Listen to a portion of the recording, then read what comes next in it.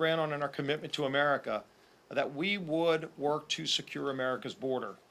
Because since the day Joe Biden took office, he took very specific actions to open up America's border. Day one, he halted construction of the wall. He terminated the Remain in Mexico policy, ended agreements with Northern Triangle countries. And Joe Biden sent a message that America's border is open. And millions of people answered that call and started coming across our border illegally. We don't know the exact number because the White House won't tell the American people how many have come across our border illegally, nor will they tell the country where all of those people have gone. Governors don't even know how many people are sent into their states at dark of night that will be put into their school systems. Who knows what else has happened? We do know this. Many people on the terrorist watch list have been caught coming across our southern border since Joe Biden opened it up. Again, we've never been able to find out an exact number. That's something we're working on, but it's something that should concern all Americans. And we're not just talking about people coming from South and Central America. We've already identified over 140 different countries that are represented coming across our border illegally since Joe Biden took office. This is a national crisis. It's creating a lot of other problems too. We see the fentanyl crisis and how bad it's gotten. Last year, we lost almost 100,000 young people who died from drug overdoses from drugs like fentanyl, which are made in China, pass through the cartels across our open southern border. Every single day in America, nearly 300 young people die because of fentanyl overdoses due to Joe Biden's open southern border. And what has President Biden's answer been? Every day, yesterday, today, 300 young people will die from drug overdoses from fentanyl. Tomorrow, another 300 people will die because of overdoses from drugs like fentanyl. And yet President Biden doesn't want to do a thing to change that because he wants an open southern border. Well, I can tell you House Republicans are fed up and House Republicans are taking action. The chairman and members behind me have been hard at work in the committees of jurisdiction, Judiciary Committee, Homeland Security Committee, the Foreign Affairs Committee. All have taken action now over the last few weeks to put together what I would call the strongest border security package that Congress has ever taken up. And when we return in May, the same week that Title 42 expires, we're going to bring a border security package and pass it through this House of Representatives. And we challenge President Biden to work with us to solve this problem. We're going to show the president how to solve the problem. While he's appointed his vice president to be the border czar, and she won't even acknowledge that this is a problem, most Americans know this is out of control, and the open southern border has to be closed and resolved. And let's get back to a working, functioning, legal immigration system that we're so far removed from. I want to applaud the members who have been hard at work on this. We have had meetings for months now with individual members, with groups of members to work through all of the complicated issues. And I'm excited to have these chairmen that have been working on these issues and then moving those bills through their committee to address this problem. And I will start with the chairman of the Judiciary Committee, Jim Jordan. So 350,000 unaccompanied children in the last 2 years have come into our country, and Joe Biden's administration doesn't know where 85,000 of those kids are. That is, they don't know where they are, and those that they do know where they are, there is no vetting process for the homes and the places these children go to, no follow-up other than a phone call to these places. Our bill is designed to stop that. And understand this, too, as the leader mentioned.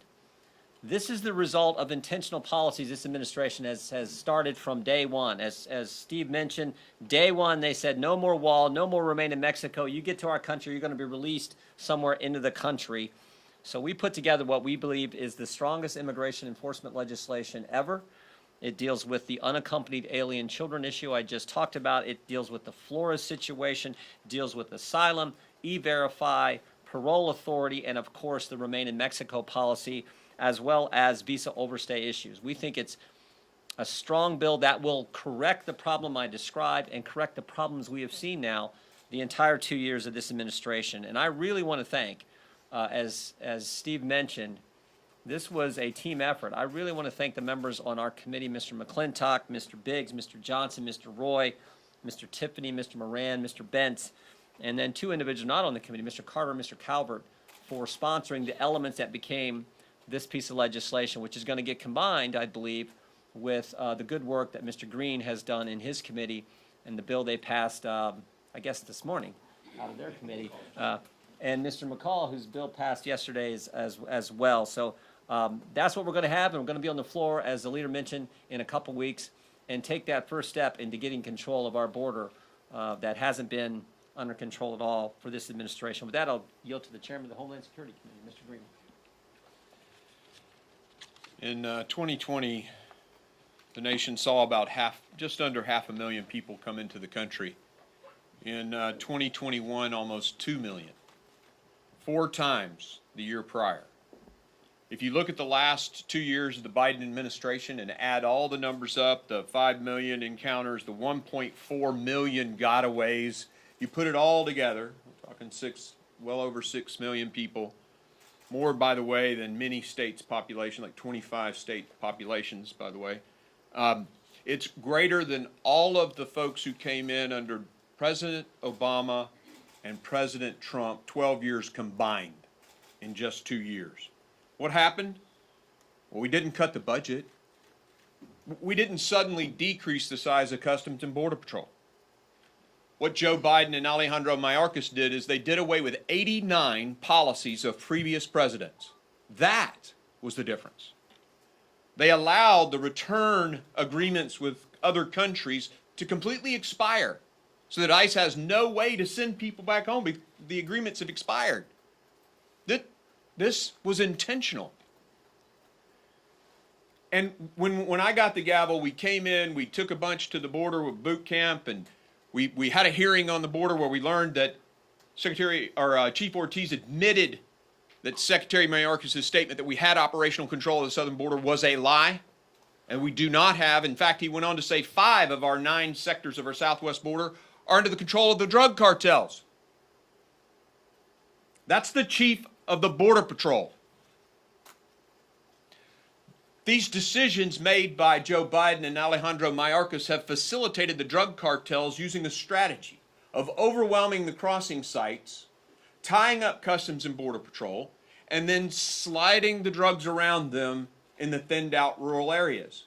And when Merrick Garland agreed to that in front of the Senate, the Secretary Mayorkas was asked, do you know about this strategy?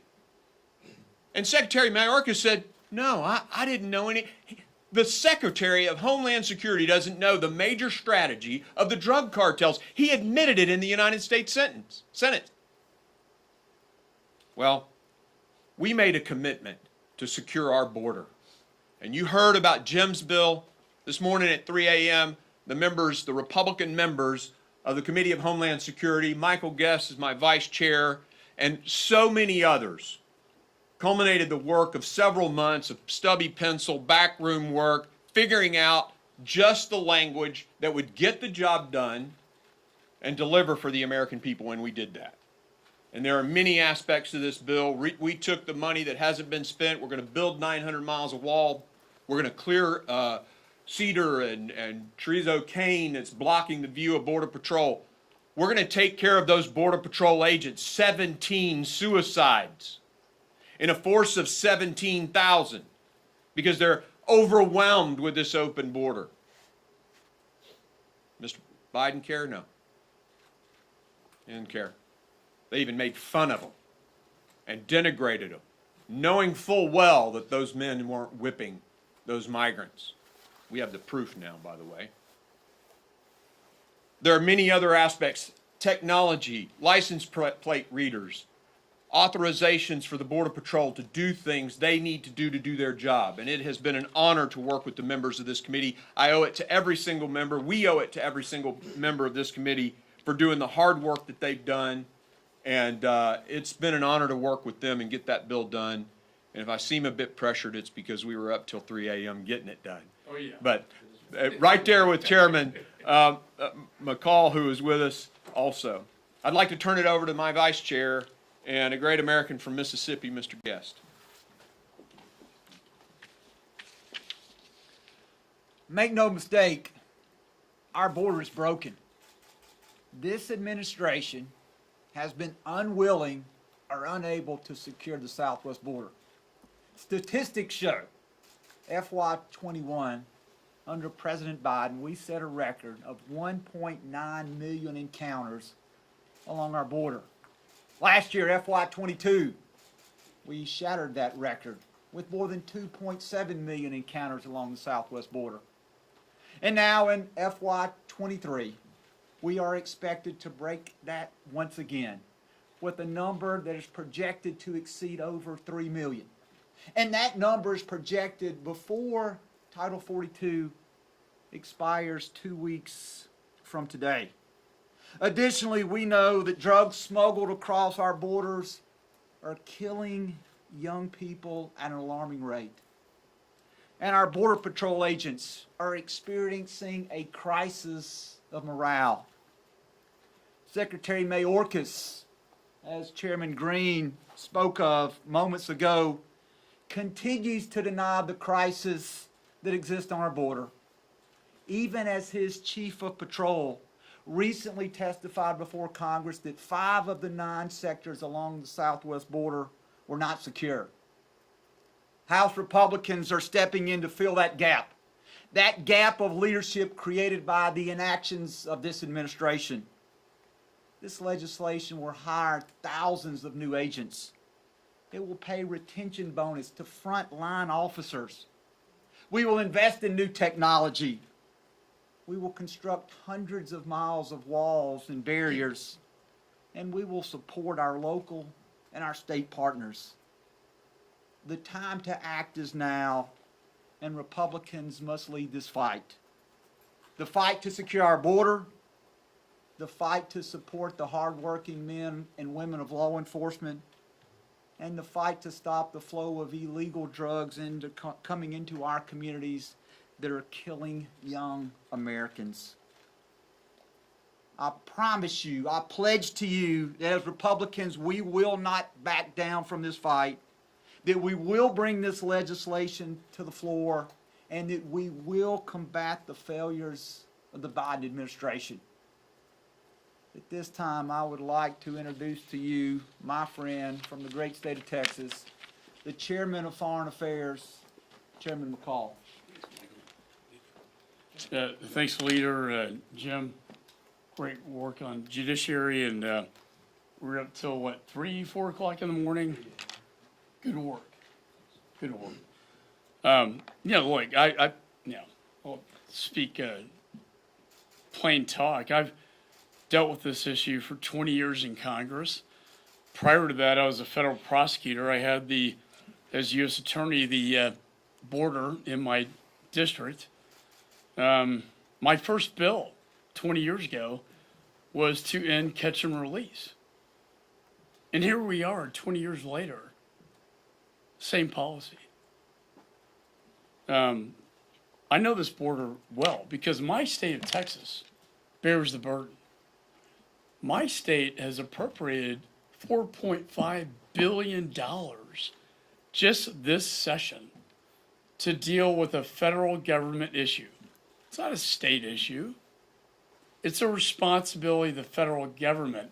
And they have the federal government has completely failed. As I told Mayorkas, sir, you have failed in your job. Interestingly, when he went down to the Border Patrol agents turned their backs on him because by what they said, he turned his back on them. The morale has never been worse. I've seen this movie so many times, and I've tried to fix it so many times. And we have a fix to it. But this is the worst I've ever seen it on the border. It is wide open. And why? Because the first thing the Biden administration did with a stroke of a pen was to rescind remain in Mexico, to rescind the migrant protection protocols, which were working. What that meant was, if you come into the United States, you'll have to remain in Mexico pending your political asylum claim. 15% are justified, 85% are usually not. But what did that do? It sent a message. It sent a message to the cartels. It sent a message to the cartels that we're not open for business anymore. And what Biden did by rescinding remain in Mexico sent a message to the cartels, open for business, come on in. 5 million people encounters. What are we going to do with 5 million people? 100,000 deaths due to fentanyls? My oldest daughter's been to 5 funerals. My son went to one just last Sunday. It's killing young people in America. It's dangerous. Criminals coming in. People on the terrorist watch list, for God's sakes. This is irresponsible. And we need to fix it. And you know what? As I said last night on our committee, this should not be a partisan issue.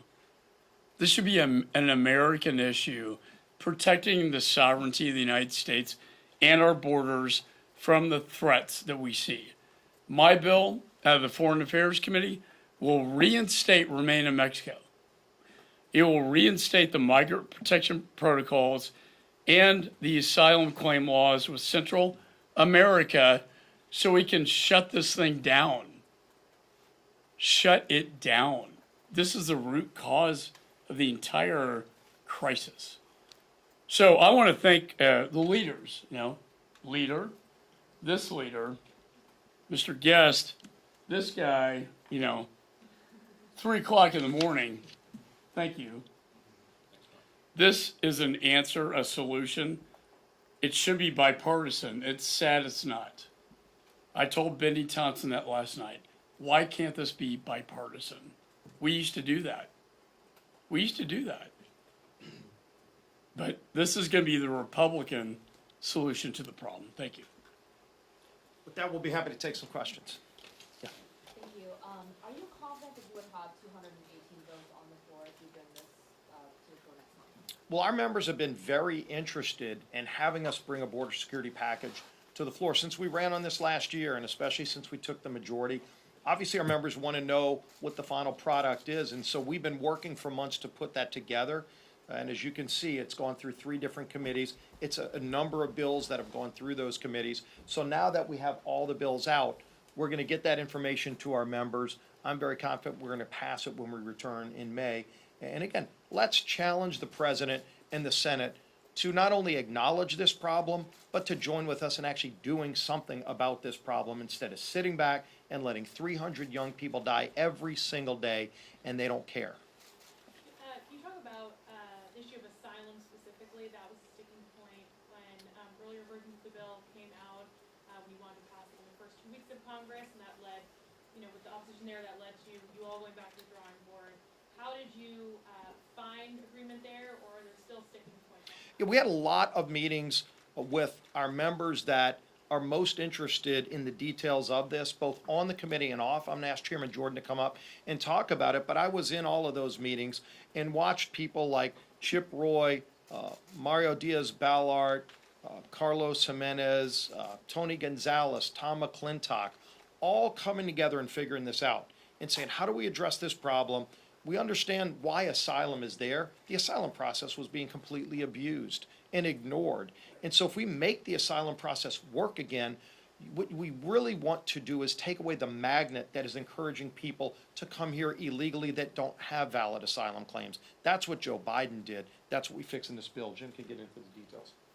Well, I would just add, we want quicker adjudication, as the leader talked about, of those asylum claims, and the legitimate ones that Mr. McCall referenced truly, eligible for asylum, we want them to get that in a faster time frame. So what our legislation says is you come to the border, you file your asylum claim. If we have space for detention, we will detain people while that's being evaluated.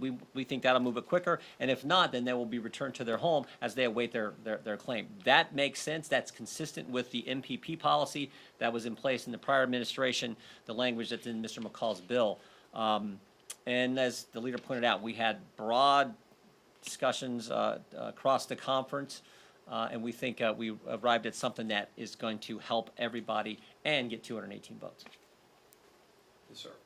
So is the language between these packages, is any of it going to have to be resolved before it's combining to one bill and put on the floor? Can you do that without any changes? Yeah, we could package it all together. If you watch what we did with the Lower Energy Costs Act, it's probably a good model for how we're handling this. There were almost 20 different bills on what ultimately became H.R. 1. So what we did is take all the different pieces that came out of multiple committees, all dealing with lowering energy costs, and then put them into one package, H.R. 1, and you put them in different titles based on which piece they're addressing of that. Here, in this case, all fall under the category of border security, but 3 different committees with a number of different bills addressing all of these different problems, and so we'll pull them all together into one piece of legislation. Yes, ma'am. Thomas Massey voted against the district play bill, the E-Verify language. I think other members did. We have some questions about that piece. Were you having conversations with them, and do you anticipate it's going to change? Yeah, in fact, I talked to Dan Newhouse again this morning about that. We're continuing to have conversations with our members. And a lot of the members have been watching how all the pieces have been coming together. And again, those who are the most passionate about this, that have some of their own ideas, have been working with us, coming into some of these meetings. And then ultimately, you work through those issues, and then we'll bring the package to the floor. Do you plan on having a line of communication with either the administration or red state senators so that this, or should I say, red state Democrat senators, in order to get this passed? Something tells me they're going to be hearing about it from their constituents. We all have been heeding the calls from all of our constituents. This is not just an issue that involves border state members. As we've seen and pointed out for over a year and a half now, because of what Joe Biden did to open up our border and not just create this crisis in states like Texas, but then to have other groups literally at dark of night shipping people to every state in America. Every state is now a border state. And we don't know how bad the problem is because they're hiding these facts from the American people. Every one of you should be asking the White House, will you give us a number of how many people have come across illegally, and where have you sent them? They're being sent somewhere. In many cases, and it's been reported, at dark of night, they were having a committee hearing until 3 o'clock in the morning. Every night our border security is at the border at 3 o'clock in the morning and every other hour. But then they put them on buses, on trains, on planes, and nobody knows where they go. And so every elected official's heard about this problem. The problem is some of those elected officials have put their head in the sand for far too long. They're not going to be able to hide from this anymore because there will be a vote on the House floor where every member of Congress, Republican, Democrat, will have to take a side. Are you going to side with people who are sick and tired of watching 300 young people die every single day? Or are you going to do something about it like we are? And shame on them if they hide from this problem any longer. Yeah. If I can ask a two-part question. You talked a lot about new investments that you would make in the border. How would you pay for that under the spending bill that you passed yesterday? And then second, as a way of trying to get this bill enacted into law, would any one of you accept a provision to help dreamers as part of the bill? Well, first of all, on the funding, the border, all the different entities under Homeland Security have all the money they need to solve this problem. What they've done is taken specific action to make the problem worse. And then it becomes more expensive. When President Biden says the border's open, by getting rid of Remain in Mexico, by stopping construction of the wall, and we went to some of these sites. I remember one of the first border trips I took after President Biden created this problem. They took us, the Border Patrol agents, we got to embed with the Border Patrol agents, so you see just how bad it is and why. And they took us to one of the abandoned work sites. So President Biden was paying the construction company that was tasked with building the wall, he was paying them not to build the wall. It's sort of what he did paying people not to work. It's actually more expensive to do that because then you don't get the economic benefit of the money you're spending. So you're spending money to not do something that would have actually saved the taxpayers money. By making the border process work properly and securing the border, we will save billions of taxpayer dollars, and it's a long time coming. I know it went through your committee if you want to touch on that. Yeah, so we did cut go, which is our commitment to America too, right? When we built the rules of how this House would operate. So if you look at the back of the bill, there are very specific programs listed to cut to cover where we increase the money. So for example, the bonus that's going to go to the retention bonus that's going to go to the Border Patrol guys, $9,000 roughly per agent. That's $100 million. You can see where we take that money from in there. It's a minimal amount, but the cuts are at the bottom of the bill, and the plus-ups are in those personnel numbers. Last question, And the what about Dreamers? Central America? So Secretary Mayorkas just put out a proposal to help ease the influx once Title 42 comes to an end. Part of that proposal is to create more processing centers in Central America. Do you think that would in any way reduce the volume of migrants coming to the U.S. border? What President Biden and Secretary Mayorkas are doing are doubling down on the failed policies that created this problem rather than working with us to solve the problem. Again, we have the most generous immigration system in the world. America lets in over 1 million people a year legally into our country. It's part of the American dream story that we all tell. So many of us are families of immigrants. And there is a legal process to come here. And I think that's what the president forgets about, is that people want to get back to the legal process. So this idea that you just create more opportunities for people to come here illegally and then look the other way, that's what created the Dreamer problem. That's what created this new problem, is that they're encouraging people to come into America legally, knowing they don't have valid asylum claims, they don't have beds to house them. There's no mechanism when they send them to other states to take care of those folks. They don't care about those people.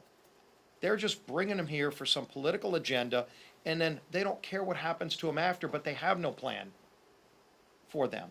What we're saying is let's get back to the legal system that should be working for everybody. Everybody should know what the rules are to come to America, just like any other country. Other countries have limits on how many people come into their nations, and their numbers are a lot lower than ours. Name a nation that's close to us. Over 1 million people a year we let in legally, every year. The more you incentivize people, the bigger the wave will be. And all the processing centers do is provide more incentive. Oh, the door's even more open. All I got to do is get a coyote from the drug cartel to fill out my CBP1 app for me. I'm sure they're paying another little extra fee to get that done. Every single thing Alejandro Mayorkas is doing is to speed more people into this country. You take a look at his budget. It's intentional. They cut CBP and put billions more into a contingency fund to bring more people into the country. This is intentional. And the drug cartels are seizing the day to get more fentanyl in here and make more money. And you ask the parents of that little baby, how many of you have children, was crawling around on the floor of a VRBO in Florida. The tenant before had fentanyl. The little baby was dead. Every single American is at risk for these ridiculous open door policies. Well, we've had enough. And these bills and the men that have done, and men and women who've done the work to put this together are saying no more. And I do want to make this point before the final question, because we haven't talked about this yet.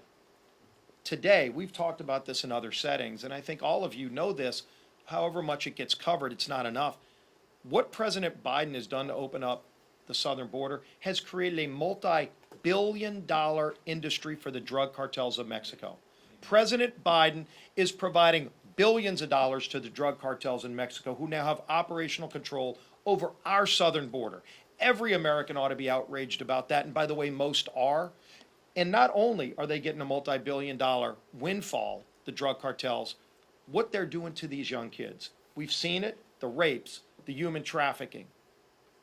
Not only the deaths, 300 deaths a day should be enough, but all of the other things that they're doing to these young kids are bringing across as they're making billions of dollars off of the trafficking is disgusting. Joe Biden ought to be disgusted about it, The thing is, Joe Biden can do something about it. He created this problem. He needs to work with us to solve this problem. Last question. Yes, sir. I was wondering, I know a number of members of the GOP conference believe that Mr.